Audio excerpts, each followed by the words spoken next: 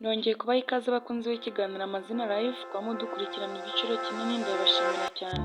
Njye mwumva kandi ugiye kubagezaho iki kiganiro ndi Yvonne. Gusa wakora subscribe kugira ngo ujye ucikwa n'iki kiganiro. Reka turebere hamwe ibice n'imyitwarire ya ba Claver, ibyo bakunda ndetse n'ibyo banga, ndetse n'inkomoko y'iri zina Claver. Bahaye ikaze. Claver ni izina rigezweho rifite isura y'ubwenge, ubwitonzi n'ubuhanga bwo kwitekerezaho. Risobanura umuntu ufite umutima utekereza kure, uharanira gutera imbere kandi ukunda kwisanzura. Claver kenshi aba ari umuntu uzi icyo ashaka mu buzima kandi udakunda kwigenzurwa n'abandi.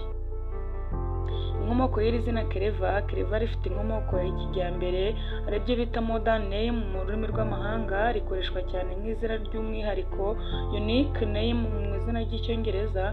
Rifatwa nk'izina rifite imvange y'indimi z'amahanga, rikagaragaza ubwiza, ubunyabigwi, ibitekerezo bishya. Ni izina rihabwa umuntu w'ingenzi witezweho kuzagera kure.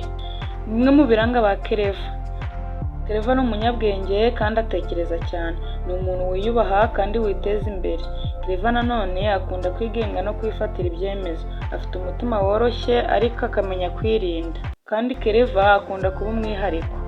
Bimwe mu byo ba Claver bakunda ubunyangamugayo, amahoro n'ituze, kwiga no kwiyungura ubumenyi, abantu bubaha ibitekerezo byabo. Claver kandi akunda ubwiza, ubuhanzi n'ibintu byiza. Mwibutsa gukora subscribe kugira dukomeze tuzamurane. Reka turebere hamwe noneho ibyo ba Claver banga.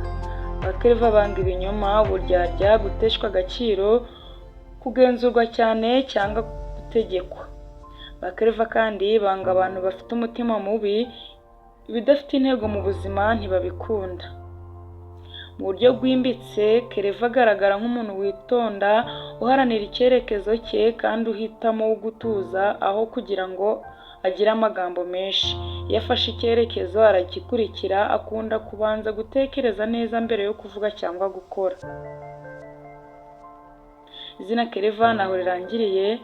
Niba ukunze iyi video nagusaba gukora subscribe, share, like ndetse na comment kugira ngo uzacikwe n'ikiganiro gitaha. Abadusabye iri zina nizere ko mwaryumvishe. Komeze mugire ibihe byiza, murakoze.